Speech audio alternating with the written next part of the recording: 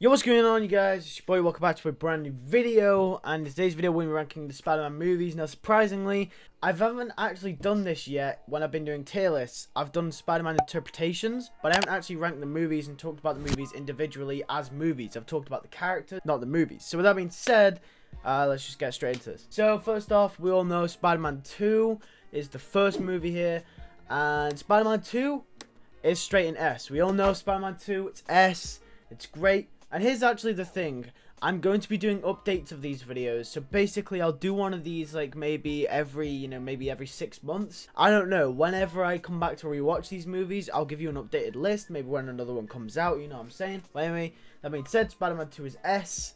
We all know why. Spider-Man 2 is the greatest film of all time in my opinion. I love that film so much. It's the best superhero movie of all time. Characters in it, the story. It's human, the story, it's heart-wrenching. TASM 2 has to go in a D for me. I rewatched it recently, and yeah, it's as bad as I remember. The only good things about this movie are Harry Osborn with the Spider-Man stuff. Gwen Stacy's also really good in this movie, but Electro doesn't really make much sense if I'm quite honest.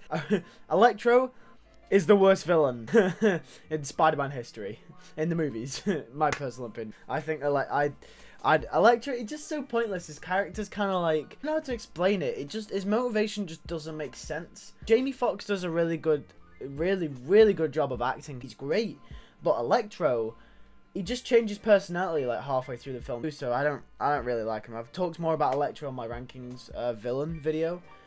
Spider-Man 1. Now I'm gonna have to give this film do I give it a B? Oh no. I'm gonna give it a B. Okay, so here's the thing with Spider-Man 1. It's a good starting point. I really do like this film, but some of it doesn't hold up for today's standards. I think Spider-Man 2 holds up all the way today, but Spider-Man 1, I don't think it does. But it's good. It's a good story. Willem Dafoe does a great job. Tobey Maguire, great job. Sam Raimi, great job with this film. It's one of the classics, one of my all-time favorites, but in comparison to all the other Spider-Man films, I don't think it's as good, but it's definitely not as bad as TASM 2. The Amazing Spider-Man. Now, I'm gonna have to put this in A. It's gotta be A. Now, here's the thing with The Amazing Spider-Man. I like it better than Spider-Man 1. And the reason for that is because it's a more modern approach. It's more realistic. It's more dark and gritty. They take Spider-Man to a different place while still keeping the core ideologies of the character. It's very, very reminiscent to the Ultimate Comics, which is what I really like about it. Because the Ultimate Comics, when they first came out, were a modern take on the Spider-Man character. And this is what this is as well in comparison to the Raimi trilogy. Think about the Raimi trilogy as like the 616. And then the Amazing Spider-Man is like kind of the ultimate Spider-Man of the movies.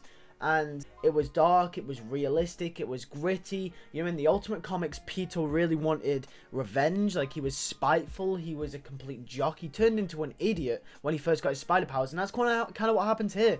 You know, he's out to get revenge on Uncle Ben's killer, and that's not Spider-Man. He wants revenge, and that is not who he is. But then he learns that, you know, great power comes great responsibility. So I love this movie, man. I think there are some stupid things in it still, but like, I still think this movie's good. And it's also the first Spider-Man movie I saw in theaters, so maybe it does have a little bit of a place in here for me, but I still love this movie. Spider-Man Far From Home. Now this is an interesting one for me. I kind of sort of dislike it even more every time I watch it, and I don't know why. I'm really scared because I loved this film when it first came out. It was like my third favorite Spider-Man film of them all, but it's just gone down and down and down every time I've rewatched it. I don't know why. I think it's just because I kind of see it for the potential it had, but it didn't execute everything as well as it could have.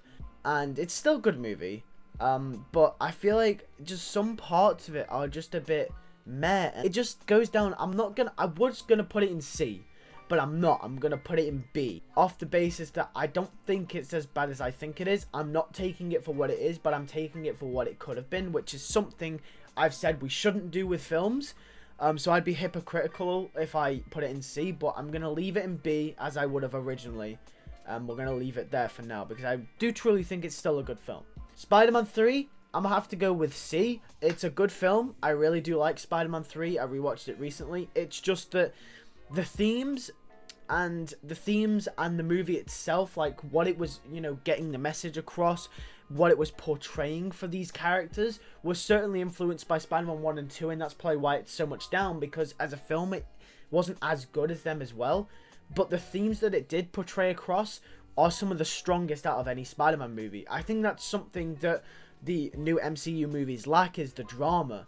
You know, a lot of the characters other than Peter Parker and any other MCU related characters are kind of just one-dimensional. We don't really see that side. And maybe this is just a part of growing up. Maybe that'll happen in the future in the MCU movies.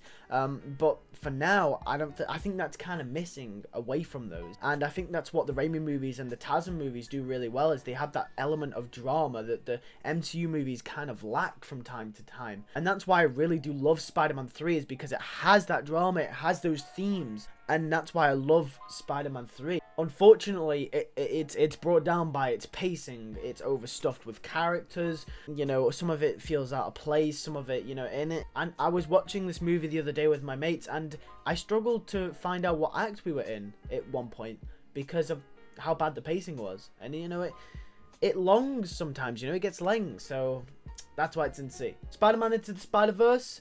I've only seen this movie a couple of times because it's one of the most recent Spider-Man films, but I gotta say, this movie's amazing.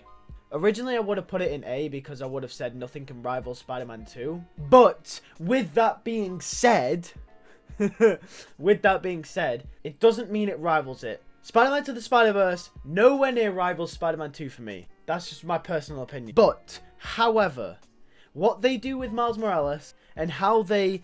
I just can't deny the fact that the message that they give across about Miles being his own character and Miles becoming his own Spider-Man, you know, kind of reflects the message of Stan Lee and Steve Ditko, whilst also being different. Because if you don't know, the whole point of Spider-Man wearing the mask is obviously there's an in-law, in-canon reason for it, which is, you know, he doesn't want the enemies he faces to see when he's scared, but also the representation of it is like the reason Spider-Man is so relatable as a figure is because Peter Parker is an everyday person. He's me and you. But then when he puts on the mask, he can be anyone. Because Peter Parker is just, you know, he's just a 15-year-old white kid from Queens, right? That's who he is. That is Peter Parker. But when he puts on the mask and the costume, anyone could be under there.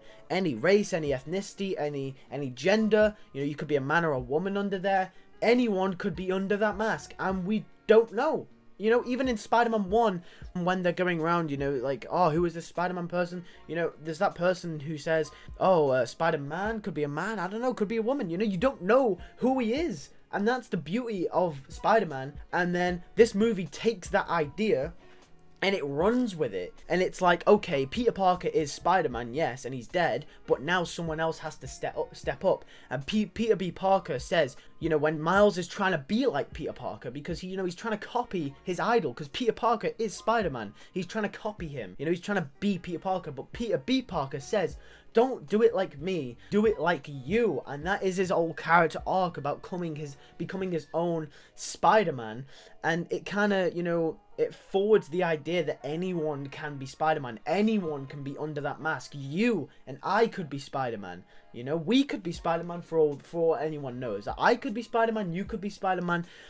We all do it differently, and the thing is, being Peter Parker is not what makes you a hero, and that's what this movie like represents. It's you that makes you the hero. You know, it's not being Spider-Man, it's you, because anyone can be Spider-Man, and that's what this movie, you know, puts across. And I think it's a beautiful message. I don't think any other Spider-Man movie has ever done it. I mean, they all do it, obviously, because that's the whole point of the mask, but I don't think that any have had it as their main theme, main character arc, and that's what makes Into the Spider-Verse so beautiful. Good movie. It's a great movie.